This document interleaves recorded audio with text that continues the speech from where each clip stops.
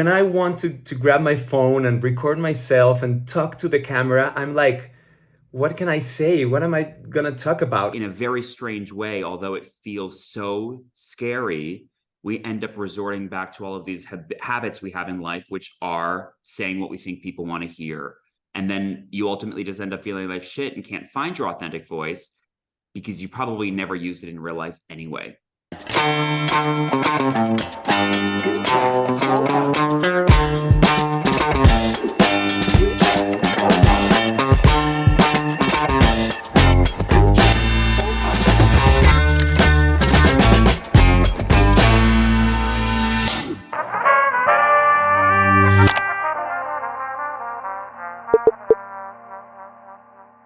Un episodio más de Segundo Acto, un podcast donde buscamos herramientas que nos ayuden a darle un upgrade a nuestra vida, a mejorar en esta segunda etapa de la vida, y buscando tener un tercer acto fenomenal.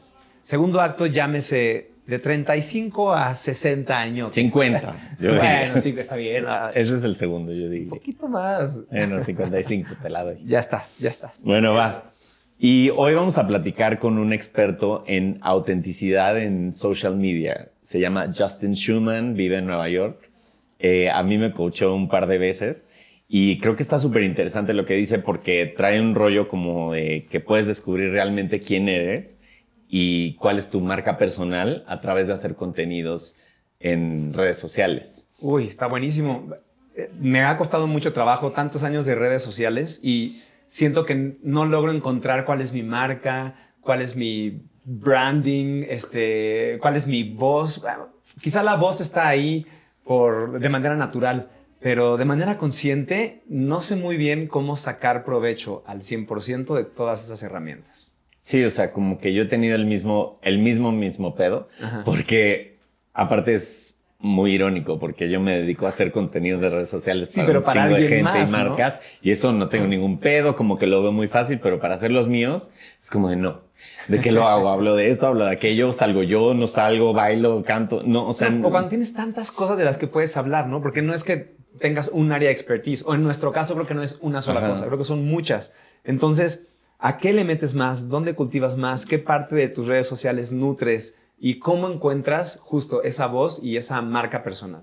Sí, yo la he cagado varias veces porque de repente he querido solo voy a hablar de social media y de consejos de social media. Y lo que me pasa es que me agoto y ya no tengo ganas de hacer contenido de eso. Y claro, justo lo que dice Justin es como eso, o sea, como de que hacer un nicho te va a funcionar, vas a crecer muchísimo, pero después no va a ser sostenible. Entonces me gusta por eso ese rollo. A mí me ha costado trabajo también el tema de, o sea, a ver, nos formamos en actuación, en canto, en performance, no hemos tenido problemas, o sea, hemos tenido presentaciones tú y yo con 10,000 personas y como que ahí no nos da pena. Ajá. Bueno, una pena agarrar el teléfono y grabarme. Sí, claro. O sea, creo que a lo mejor un 0.02% de mi contenido es algo yo hablando. O sea, un justo. Story, digo, no, foto, lo que sea, no me gusta hablar. Si es cantando, canto. Si es bailando, órale, pongo la cámara y bailo. Pero hablar, no sé, me da un... Y justo ese pedo, o sea, como que para donde va todo, o sea, TikTok, Reels, todo tiene que ver con presentarte, o sea, claro, poner la cara ahí. Y pues yo todo el tiempo a mis clientes les digo, bueno, mi consejo es que tengas a una persona y que hable a cámara. Y yo no lo hago, o sea, y es claro, como súper irónico. Y ahora espérate, o sea, tú y yo, que nos hemos entrenado en eso, que no tenemos problemas tanto como de hablar en público y demás. O sea, una persona normal, cualquiera, claro, un médico, un arquitecto, o sea, un chef que quiere empezar sus redes sociales y eso. O sea, ya me han platicado muchas veces es que nomás no puedo agarrar la cámara y ponerme a grabar y decir, ¿y qué digo? ¿Y cómo lo digo?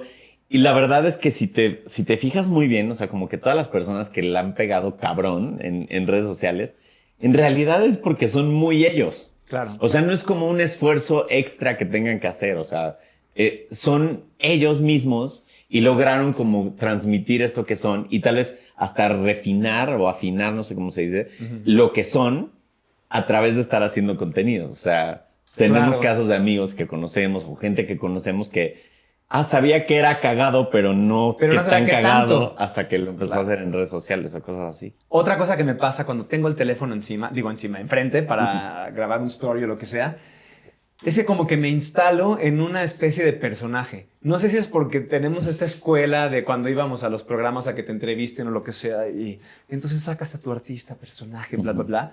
Yo le digo Y la aquí voz de digo, no, Lucerito. güey. La voz Lucerito. Pues nada, estoy muy contenta. Aquí, Exacto. así, no sé qué. Me cae. Exacto, y es como, no, güey, no. Justo no es eso. O no sé, a lo mejor para alguien su marca sí es esa. Pero quizá la que yo estoy buscando, la que me imagino que puede ser, mi marca no va por ahí, ¿no? Y aparte te enfrentas con como que con 8,000 demonios, porque obviamente sale el síndrome del impostor, o sea, de bueno. por qué alguien me pondría atención a mí, yo qué chingados tengo de calificación para ¿O qué andar tengo dando yo un para consejo, decir? para andar diciendo de esto, Sí. o si mañana digo de esto, no van a pensar esto de mí, o sea, como que a mí me pasa eso, que me la paso pensando en qué va a decir la gente de mí. Y obvio leo todos los quotes y las cosas y los libros de empieza ya lo que digan los demás, ¿no? Pero siempre hay un rollito ahí que me cuesta trabajo. Y supongo que hasta cierto punto es natural, porque a mí también me pasa. Constantemente tengo ese miedito o ese juicio, esa vocecita que me está diciendo cosas, que al final pues lo hago, ¿no? Y voy como haciéndolo, pero siento que voy lanzando flechas un poco sin tener muy claro dónde quiero que hacerte esa flecha. Sí. Entonces yo creo que ahorita platicar con Justin quizá nos pueda orientar para saber qué podemos hacer con eso, ¿no? Sí, yo ya tuve una sesión con él y fue bastante interesante y me contaba como justo de estas cosas, pero creo que la tuve en un momento de mi vida donde iba yo como para otro lado, o sea, como que no sabía exactamente a qué me quería dedicar o qué quería expresar en redes sociales. Y ahorita estoy como más claro de eso. O sea, da unos tips increíbles. Por ejemplo, me dio uno súper tonto que seguramente ahorita lo va a decir, pero respira. O sea, antes de grabar cualquier cosa, respira. Y yo, ¿cómo qué? Back to basics. Dice, sí, güey, a ver. En vez de agarrar el teléfono y voy a grabar un story, agarra el teléfono, respira. Y ya, con esa calma, a ver, ahora graba el chingado story. Y yo, claro, sí. O sea, como que sí, tu energía entra totalmente distinta y demás. Y creo que aparte se está volviendo como, he leído como el creator economy, ¿no? O sea, todos vamos a ser creadores, todos vamos a estar produciendo contenidos, como que se democratizaron los medios y eso va a ser una constante.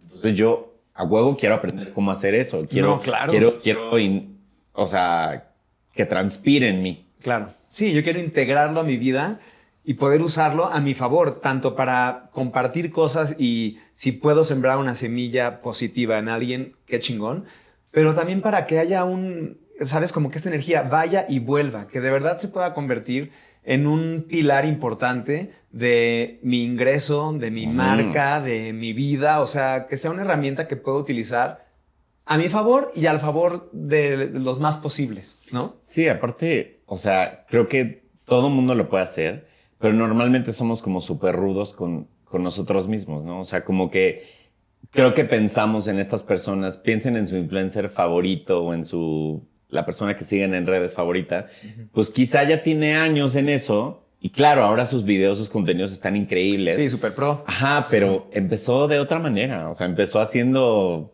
Vines, o no sé, claro, algo así. Claro, claro. Y poco a poco ha ido refinando sus cosas. Entonces también entra aquí un poquito lo que hablábamos el otro día, hábitos atómicos. Hazlo aunque no tengas ganas, poquito a poquito. Y pues ve generando eso y pues a ver qué sale. Pues me encanta.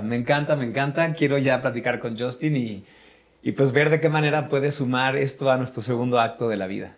Venga. Bueno, ya está aquí con nosotros Justin Schuman. Él es un coach de autenticidad, o sea, de ser tu versión más auténtica a través de redes sociales. Y nos da muchísimo gusto tenerlo aquí. Él está en New York y ahora vamos a platicar con él y que nos dé todos los tips, que nos cuente de dónde viene, qué ha hecho y por qué se dedica a esto y por qué le ve un gran valor para todos. Entonces, hi Justin, how are you? I'm great, and I'm kind of wishing that I kept up with my Spanish right now because I used to be very, very, very good at it, and now I'm not great anymore. Yeah, I took it for like 9 years or something, and I was really good. So welcome.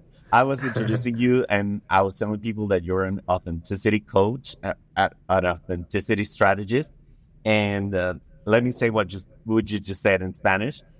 Nos acaba de contar Justin que le hubiera gustado estar más preparado con su español porque estuvo estudiando 9 años y que obviamente entiende. Yo estoy seguro, ¿verdad, Vince? Que seguro entiende Claro. todo lo que estoy diciendo.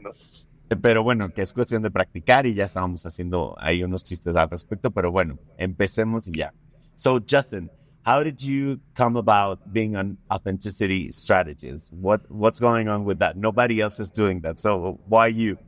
Well, I'll start where I am and then just like quickly kind of get you to how I got here. So I call myself an authenticity strategist not because I think that authenticity looks like one thing and we all need to conform to it, but I think that authenticity is this practice kind of like yoga.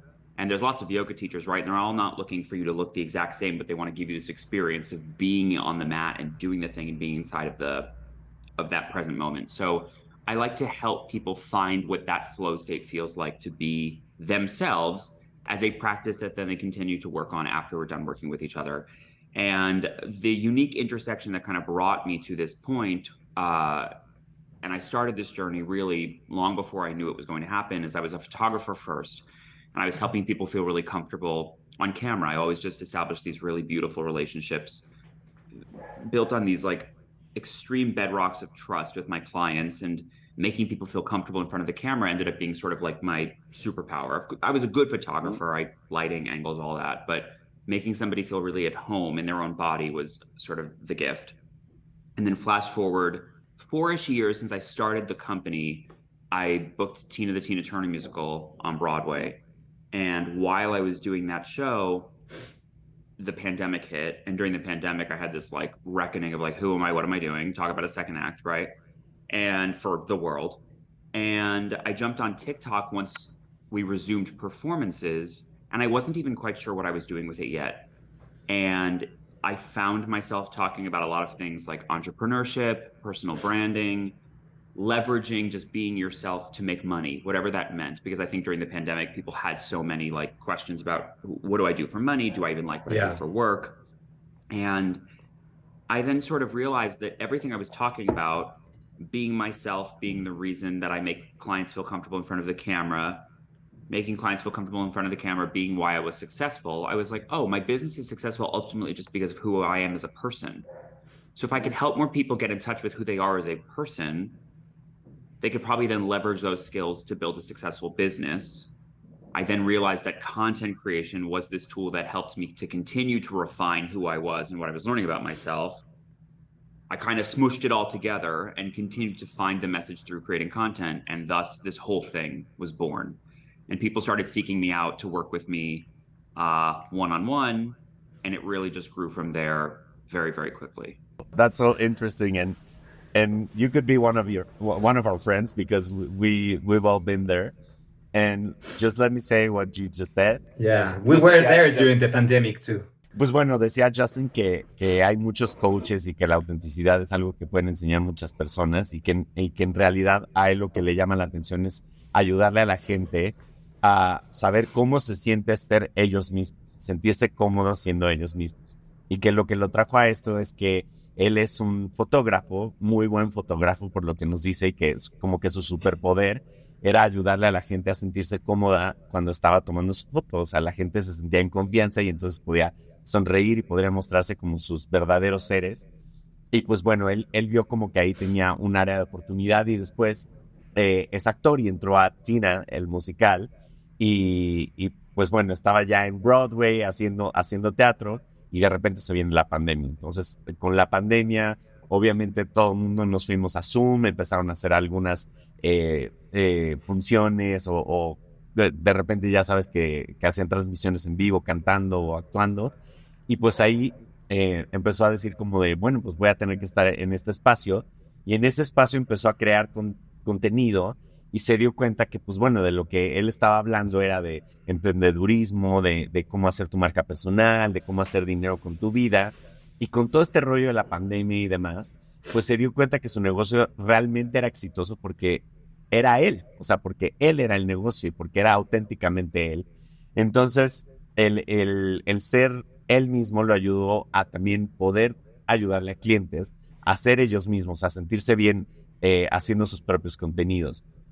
Y pues bueno, se dio cuenta que el negocio es él y también cómo empoderaba a la gente para poder hacer ellos mismos lo que él estaba haciendo, o sea, replicarlo a través de la creación de contenido. Lo empezó a buscar mucha gente para que los coachara. Yo fui uno de los que lo buscó.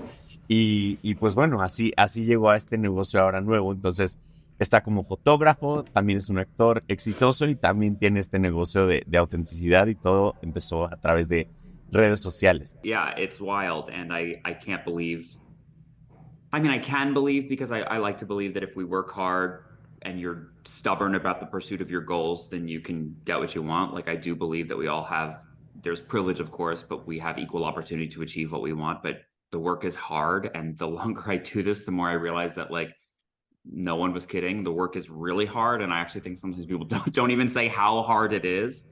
And it's not even that the work is hard. It's that you don't really know how long it's going to take. And I thought this would it's all happened very quickly now that I kind of look at the big picture, but I thought it would happen even faster. I don't know who the fuck I thought I was. I was just like, this is going to just click and be done and happen. And it's a grind.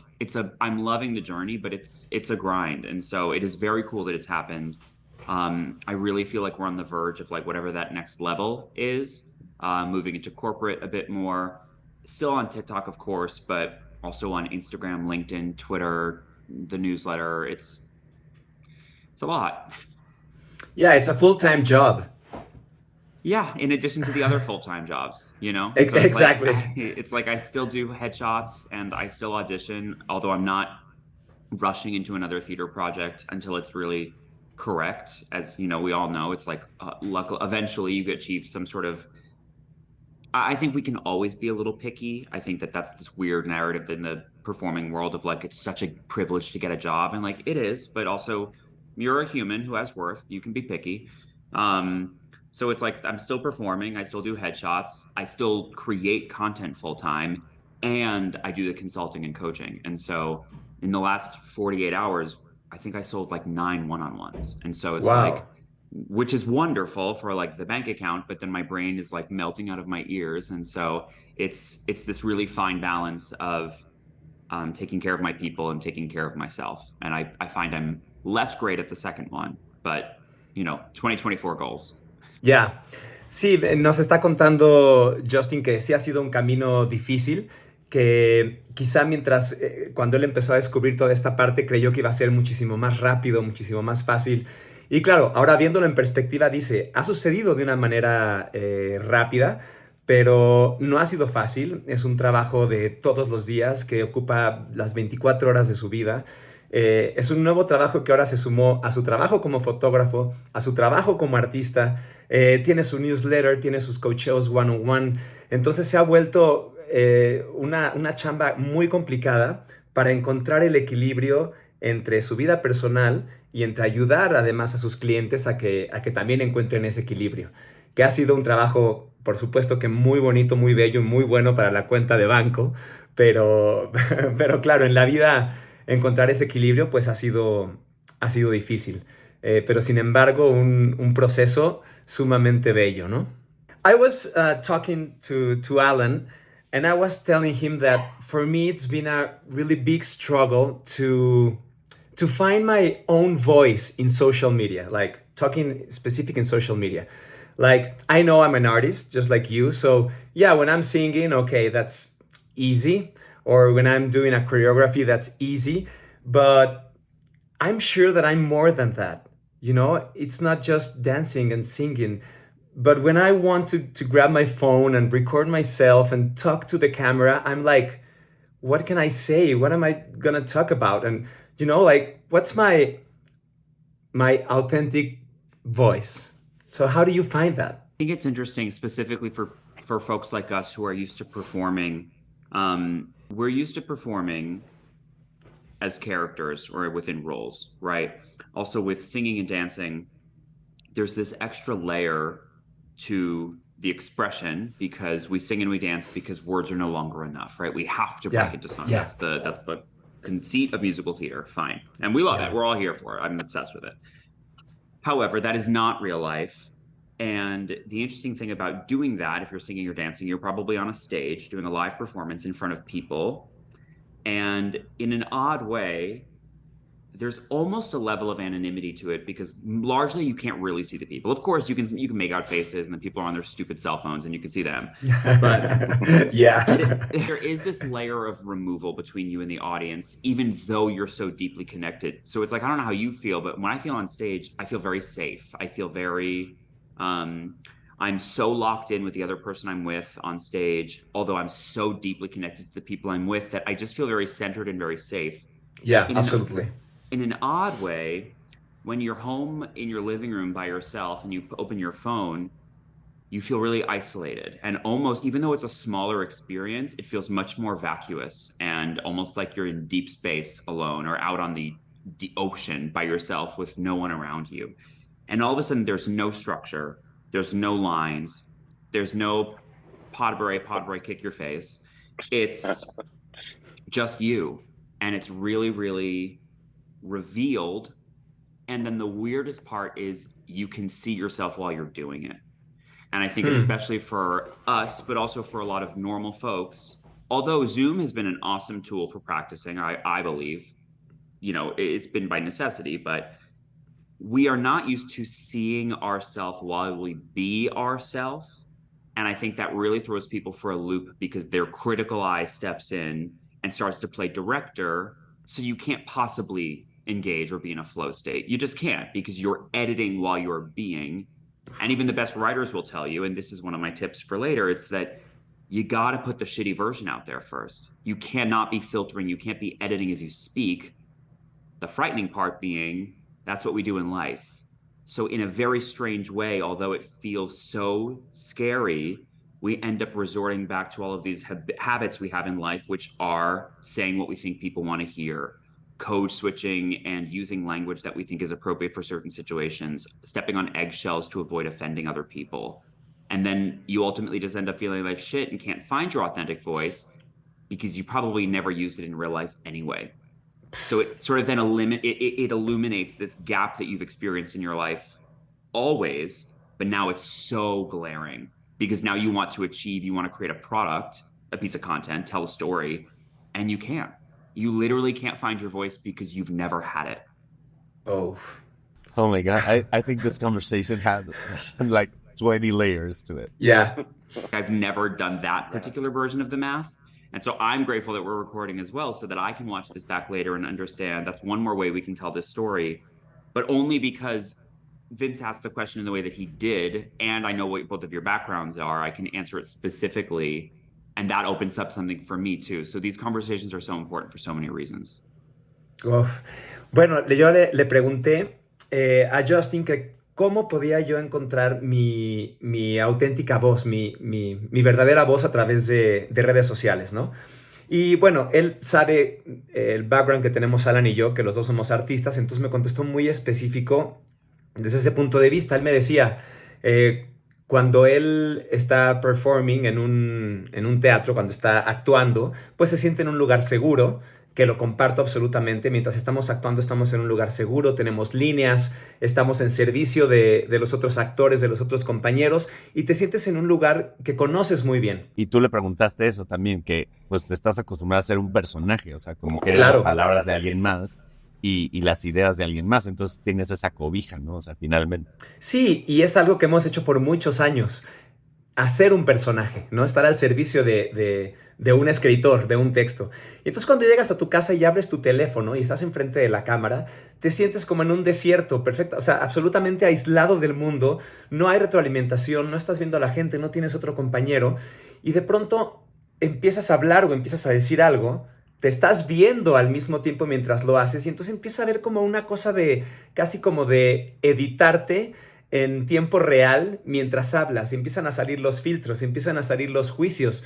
Y pues claro, ¿cómo vas a encontrar una voz auténtica si realmente en la vida nunca hemos tenido esa voz? Porque cuando tú eres tú y hablas con los demás, siempre hay una cosa de juicio, siempre hay como esta voz externa o estos ojos externos que te están viendo y que tratas de ser lo más amable, lo más cuidado posible. Entonces, claro, cuando quieres buscar tu autenticidad, pues no está ahí porque nunca has conectado con ella. Ay, no sé, siento que tiene, como le decía, como 20 capas esta conversación porque pues también es muy filosófica, ¿no? De realmente cuánto adaptas tu voz a lo que la demás gente quiere o a los espacios. O sea, seguro hablamos súper diferente. Yo hablo muy diferente en una junta de negocios que con Vince, con quien sea, ¿no? Justin, this is very important right now because what we're seeing is this creator economy booming, and that we all know someone who became an influencer or that has some brand deals or that has found success through social media. And it's becoming more and more and more. Everyone has a podcast, everyone has a YouTube channel, everyone has a TikTok, and we're all wanting to get money out of it. So we're all jumping on it. And I do believe that just by the way the algorithms work and the new platforms work, it's turning more into a video thing and a personal video thing. When I do consulting for brands, if they don't have a brand ambassador or someone who can be on camera, I strongly recommend that because I'm like, it's not going to work. You're not going to be successful on YouTube or on TikTok or on maybe on YouTube, but not on TikTok or on Reels. So I think that's why more and more people are starting to create content, and we all struggle with that. So what you just told, Vince, was really, really amazing for me. It opened a lot of mind-blowing things in my mind. But once you start recording or trying to, I know we're gonna fuck up because you said we have to bring the shitty version first. Okay, I'm open for that. But what do we tell people who we're actors and it's probably easier for us, even though it's hard, and we're into communication and we've posted things and all that stuff. But some people are doctors or architects or whatever, and they're like, what do I do with this phone or with this thing? So if you want to step your toes into content creation or are willing to be vulnerable in this way, what would be a great tip to begin with in terms of authenticity and how you can relax and trust this process? Yeah. Well, first I have to say this is giving me an idea of like, why don't I post my content translated into Spanish? Because I'm like, this would be, Totally. Like let's do that. We should do that. Absolutely. Since global domination is the plan anyway, I was like, we should do it. Todos al mundo. I was like, we should do this immediately. I think I would say, I said this yesterday to a client, and I was like, I think this is more important than I mentioned. Performing yourself, I think in the regular world has this connotation of falseness. And I think, again, as actors, you can understand what I'm saying. It's not. And I'm doing it right now. I am performing myself. This is absolutely who I am in my content. It's absolutely who I am in life. But like, it's Saturday morning. Like, I'm thrilled to be here with you, but it's Saturday morning. I would be in my robe still. I would be like on the couch. I would be like a little potato because the week was very long. Yeah. But when I do an interview or something, I'm here. It's performing yourself is just an activated version of you, right? Like when an athlete is on the field, a football player, and they are in the thing and they are doing the thing, an athlete performs. But I think that we have this concept in the world that, oh, she was just like performing all night, as if it's this like over the top falseness. And I think that it's a careful distinction that needs to be made between performing and performative. This idea of like this larger than life, extended broad version of ourselves that's ultimately another form of people pleasing and hiding in plain sight, being this larger than yourself version. So that when you start to put yourself on camera, I promise you, especially the first first stretch of it, it will feel weird. It's going to feel weird.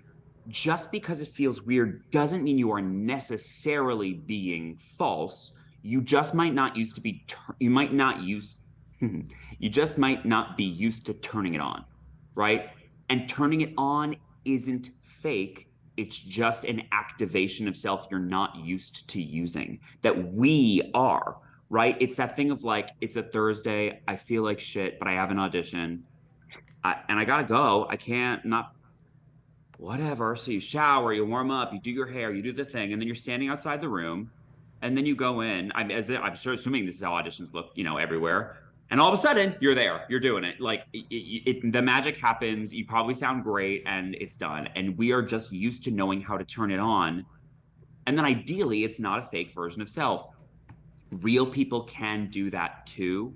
And I just hope to illuminate for certain people that when you are being yourself purposefully and creating a content piece, although it might initially in the beginning stages feel like you're putting on a show, you're just, and this is counter to what I said to Vince before, because that's when you're really first starting to try and find your voice. But once you're starting to do it, you just might not used to being a version of yourself that you're deciding. It's like really learning how to walk again, but it's a version of performing yourself, which I do not think is wrong or false. And that's one of the biggest things that's hard for people to wrap their mind around, especially if you have no real knowing or consciousness of it prior.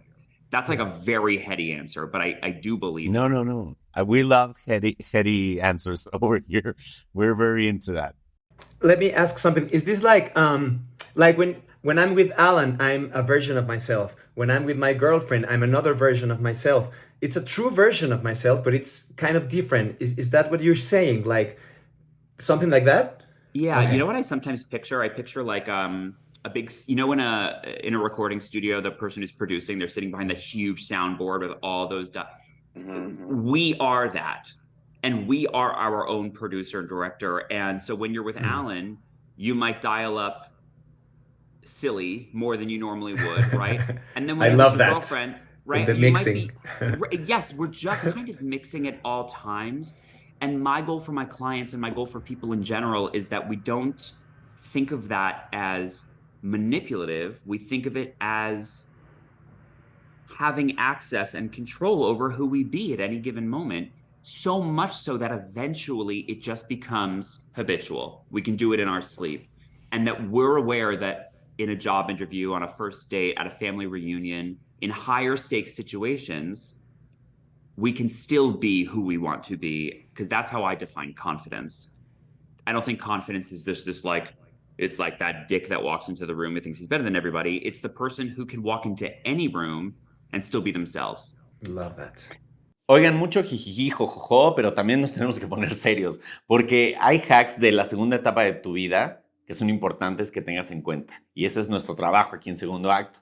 Uno muy importante es que si tú estás pensando en poner un negocio, lanzar tu marca, empezar una empresa, ofrecer algún servicio al público, seguramente te estás fijando en todos los detalles, que si el branding, que si el nombre, que dónde lo ponemos y demás. Pero hay algo en lo que no nos fijamos de primera instancia y es súper importante. Y es en tener contentos a nuestros colaboradores.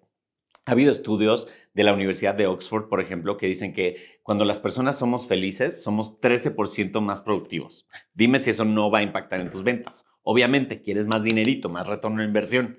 Entonces, un hack que te tenemos aquí es que si tú contratas a través de Edenred este tipo de prestaciones como vales de despensa, vales de gasolina, tus empleados van a estar más contentos. De repente tiene algunos servicios de Edenred o algunos productos como Drive Tag. Este es un tag con el que puedes pagar casetas, puedes pagar gasolina, la aceptan en más de 7,000 gasolineras y obviamente vas teniendo un récord específico de qué se está gastando también. Por si tienes flotillas, también te sirve muchísimo.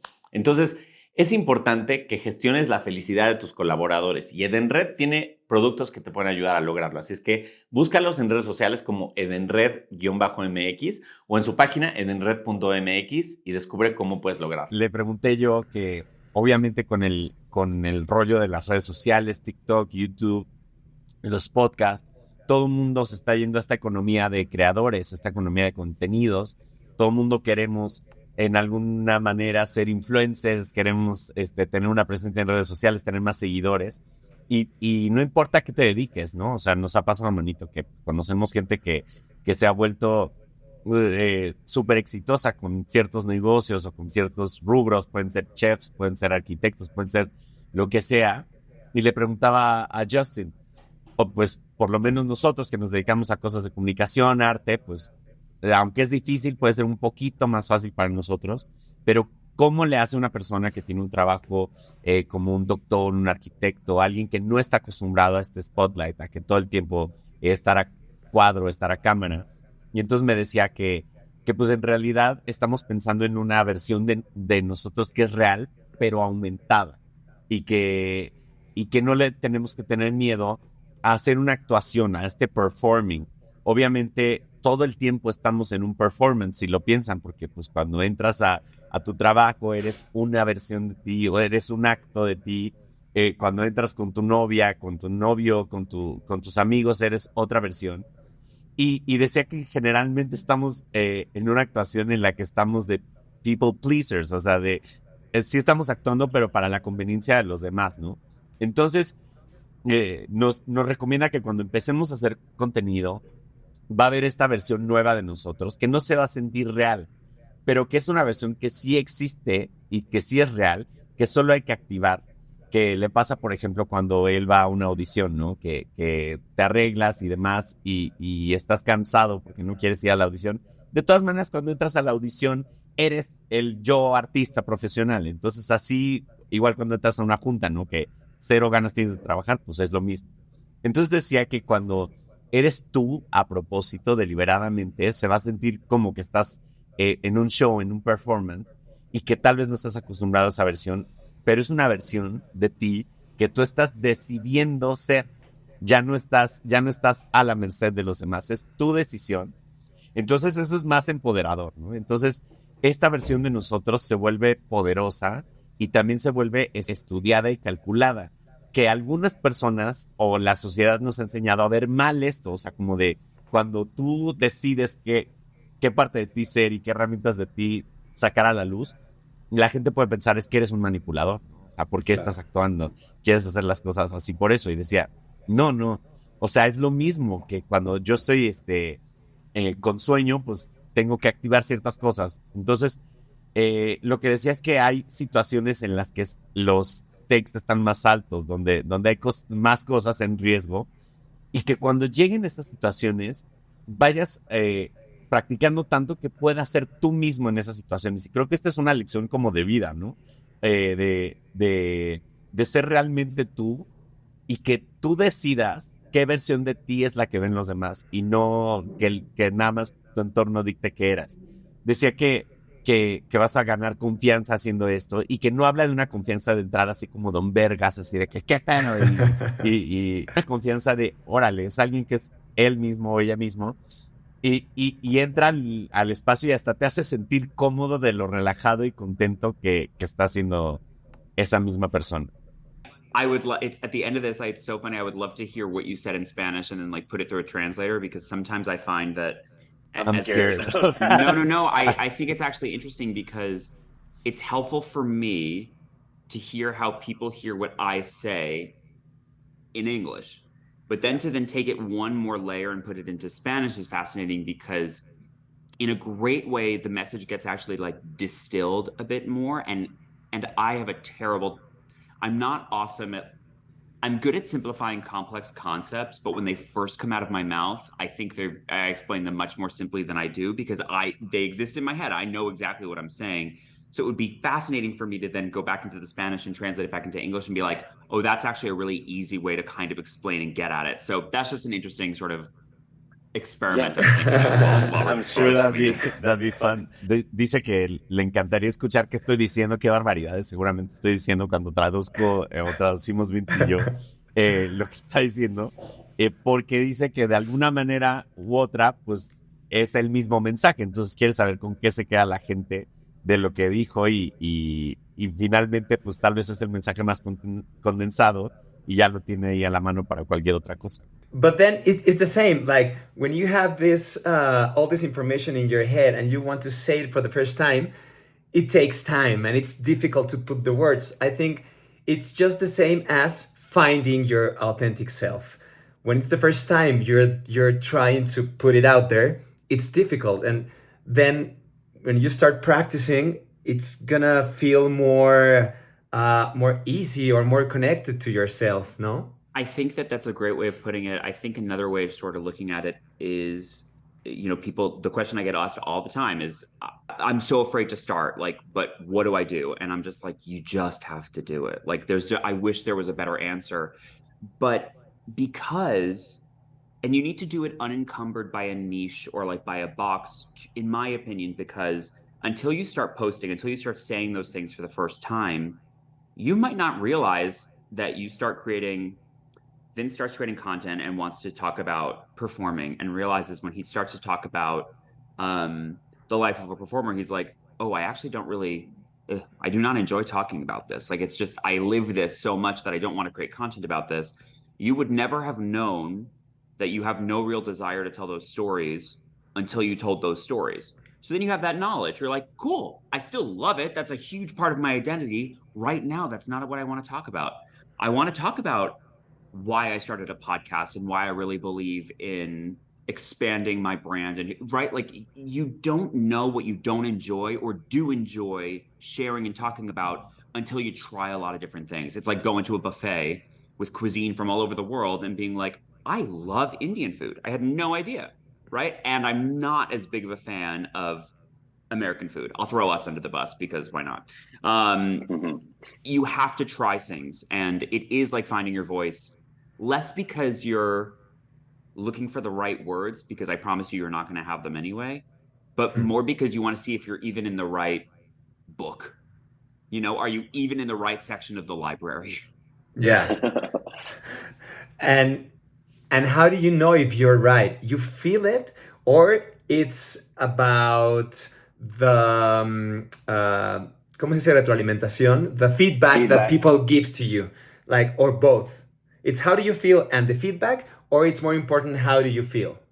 It is significantly more important how you feel. I think when we start talking about feedback and metrics, we're starting to talk about strategy, which is valid, so valid. But I think that if you start this journey and allow yourself to be majorly influenced by the metrics, you will inherently begin creating for the metrics, for the algorithm, for your audience, at which point you are just in one more place creating a version of yourself that relies on feedback, that relies on the responses you get from the people, the things, the noise around you. And what are you doing? You are then just cementing your habits of people pleasing in one more place. Congratulations, you know? Yeah, absolutely. So, le preguntaba a Justin que si encontrar tu propia voz también tenía que ver con que al principio no te sientes cómodo con lo que estás diciendo porque no conoces muy bien esa versión de ti, pero poco a poco mientras lo vas haciendo, pues te vas sintiendo más cómodo. Y me decía que sí, que absolutamente esa es la manera, que es muy probable que al principio empieces a hablar pues de las cosas de tu vida común. En mi caso, quizá que pusiera yo contenido de artista, de música, de baile, etcétera. Pero quizá haciendo eso me voy dando cuenta que no es lo que quiero hablar, que eso es a lo que me dedico. Ese sí es un área de expertise que tengo, pero no es realmente lo que quiero decir. Pero la única forma de saberlo es poniéndolo afuera, es haciéndolo. Es casi prueba y error, ¿no? Sí, y también te decía que es algo que con lo que yo trabajé mucho con él, que no te vayas por un nicho o un tema, o sea, específico, porque hay muchos consejos por ahí afuera de no, es que tienes a fuerza que escoger tu nicho y de qué vas a hablar, porque si hablas de otra cosa ya te jodiste. Y entonces decía, no, como que te des esa oportunidad también de explorar por todos lados, el ejemplo que tú dijiste ahorita. Uh-huh.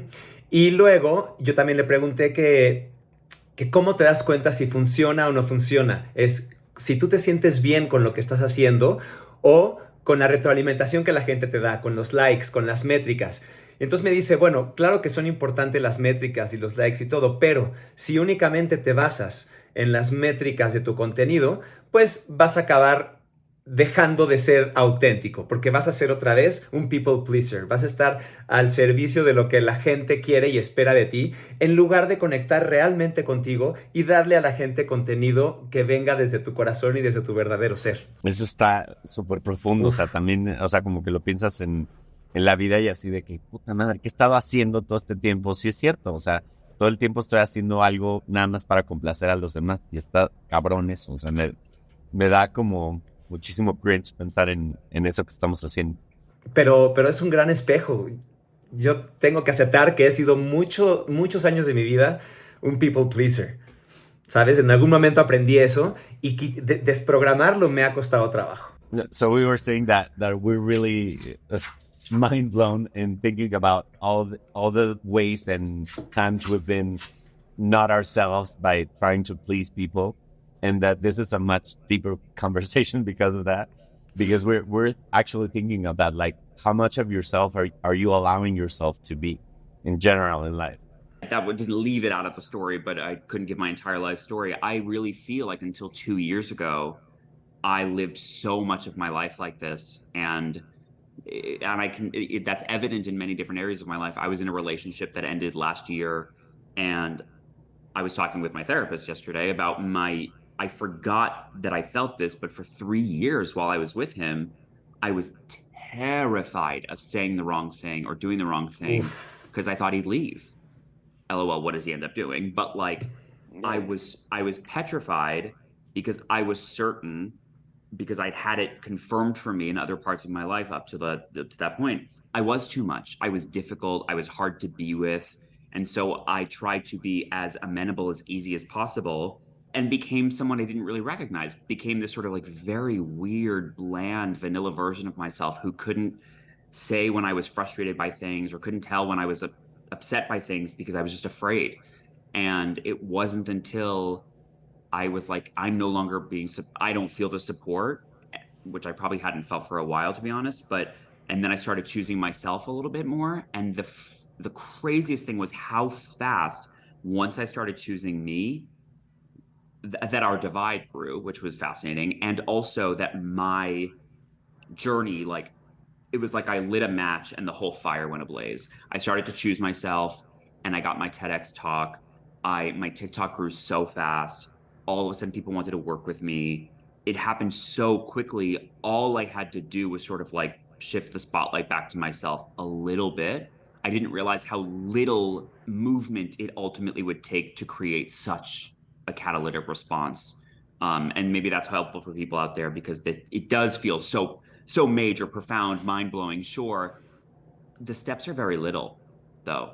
Starting to choose yourself takes almost no effort. It just scares the shit out of us until you do it, and you're like, oh, I just had to say no to going to a party that I just didn't really want to go to. That's it. That's like all you have to start doing, you know? I mean, even in that relationship, that's not a relationship you want to be in, right? But in that moment... No, in You that didn't moment, know. I wanted to.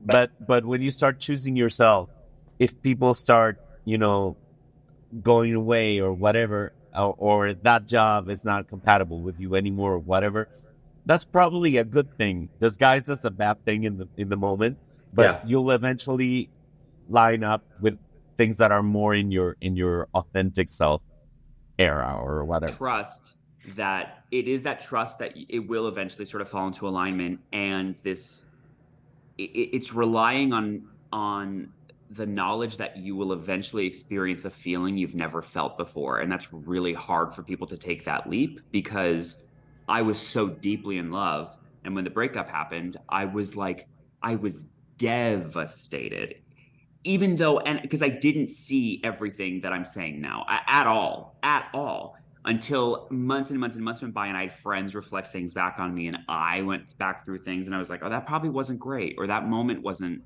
So you're so right. It's just, this is why it's hard to get started, because once you've kind of experienced a little bit of the shift, you know how good it starts to feel. But those very first steps are taking this leap of faith. Bueno, pues nada, le contesto que estábamos diciendo Vince y yo de que es difícil este rollo, y ya pues decía que para él pues fue muy difícil también porque estaba en una relación que se acaba de dar cuenta platicándolo en terapia, en la que realmente no estaba siendo él, porque estaba tratando de ser este personaje que a todo decía que sí, que no presentaba sus incomodidades, no decía las cosas en las que no estaba de acuerdo, pues por tratar de que no se fuera la otra persona, que finalmente terminó yéndose el güey. Entonces, no sirvió para nada.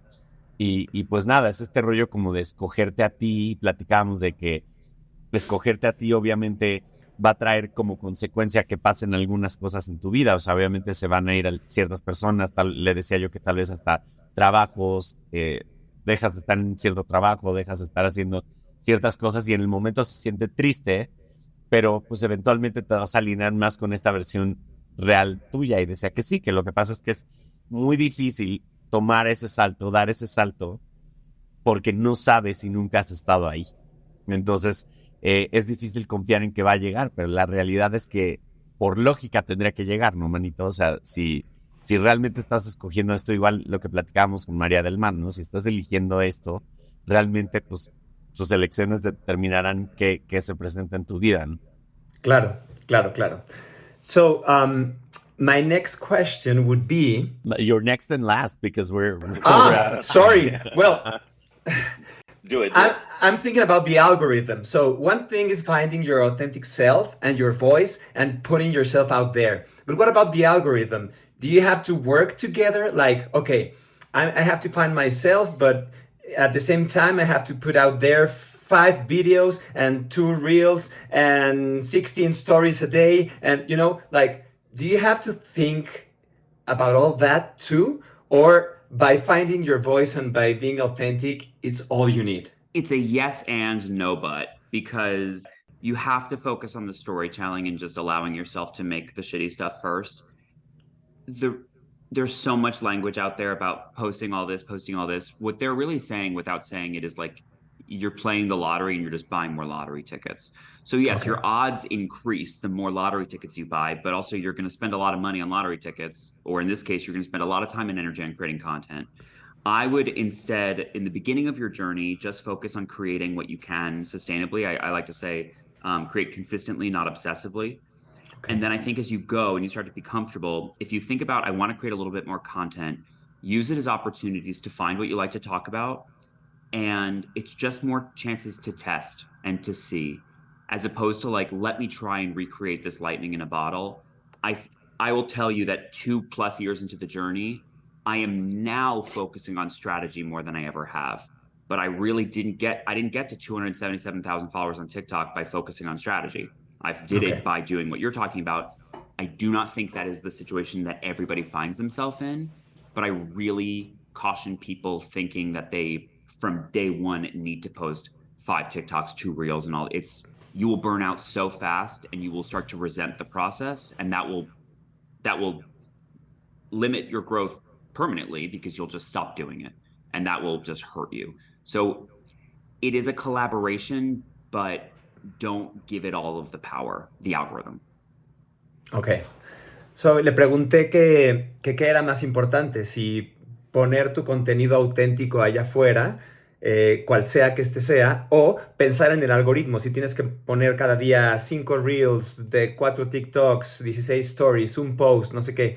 Entonces me dice, bueno, sí es un poco de las dos, pero cuando él empezó, él no se fijaba en la estrategia, él se fijó en poner su parte incómoda primero, encontrar cuál era su voz, encontrar cuál era su estilo, sin pensar tanto en si tengo que subir 5 reels, bla, bla, bla, bla, bla.